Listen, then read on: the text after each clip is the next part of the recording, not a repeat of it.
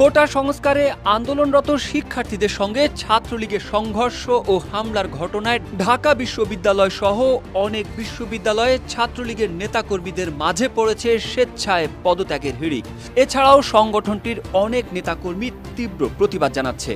গত রোববার ডাবির ৫ জন ছাত্রলীগ নেতার পদত্যাগের পর সোমবার সন্ধ্যার পর থেকে শুরু হয় পদত্যাগের হিড়িক।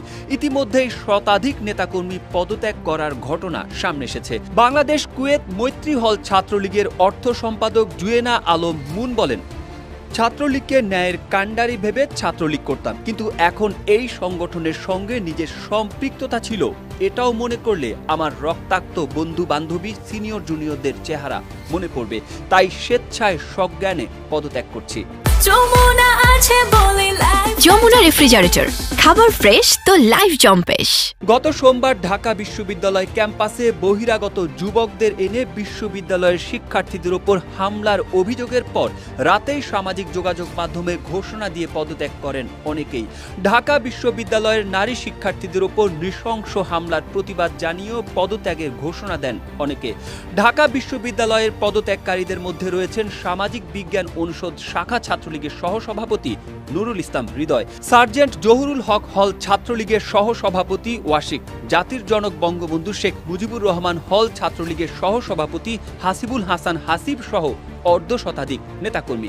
বিশ্ববিদ্যালয়ের বিজয় ৭১ হলের সহসভাপতির পদ থেকে পদত্যাগ করা শিপন মাহমুদ ফেসবুকে লিখেন, আমি চলমান ছাত্র আন্দোলনের পক্ষে অবস্থান করছি। ন্যায়ের পক্ষে থেকে ঢাকা বিশ্ববিদ্যালয় থেকে শোকজ খাওয়া এবং মুচলেকার মুখে পড়া ছাত্র আমি আজীবন নজরুল। প্রতিবাদ আমার রক্তে, আমি আজন্ম প্রতিবাদী পুরুষ।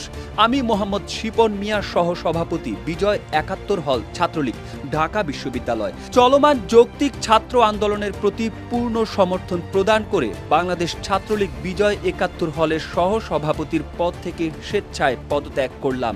অন্যায় আর শিপন এক লাইনে থাকে না। ঢাকা বিশ্ববিদ্যালয় ছাড়াও অন্যান্য বিশ্ববিদ্যালয়ের অর্ধশতাধিক নেতাকর্মী পদত্যাগ করেছেন। কুমিল্লা বিশ্ববিদ্যালয়ের ছাত্রলীগ নেতাকর্মীদের মধ্যে অন্তত ৩০ জন দল ছাড়ার ঘোষণা দিয়েছেন। তাদের প্রায় সবাই নিজ নিজ ফেসবুক প্রোফাইলে দেওয়া পোস্টে পদত্যাগের কথা জানান।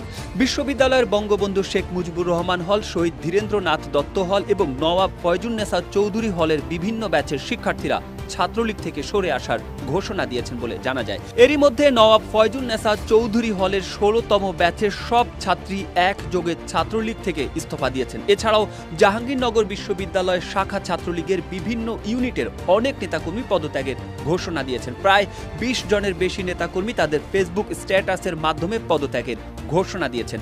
এদিকে নেতাকর্মীদের পদত্যাগ ইস্যুতে গণমাধ্যমের সঙ্গে কথা বলেছেন ছাত্রলীগ সভাপতি সাদ্দাম হোসেন। তিনি জানিয়েছেন, তারা যাচাই বাছাই করছেন, এটি নিয়ে বিভ্রান্তি ছড়ানো হচ্ছে বলেও জানান তিনি। এর বেশি কিছু বলতে চাননি ছাত্রলীগ সভাপতি।